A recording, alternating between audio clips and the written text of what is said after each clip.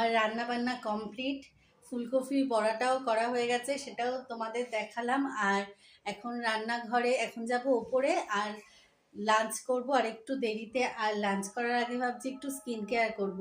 আর দেখছো সাজা গোজা রয়েছে, এটা সেজে গুজে রান্না করতে বসিনি, একটু গেছিলাম মেয়ের সাথে বাইরে কিছু কেনাকাটা করতে, তারপরে এসে রান্না বান্না করেছি।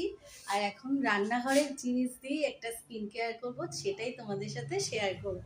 বাটিতে নিয়ে নিয়েছি দেখো আটা, আর এর মধ্যে নেব একটু হলুদ গুঁড়ো, আর এটার মধ্যে দেব সামান্য দুধ। এইভাবে পুরো ফেস প্যাকটা দেখো মুখে লাগিয়ে নিয়েছি।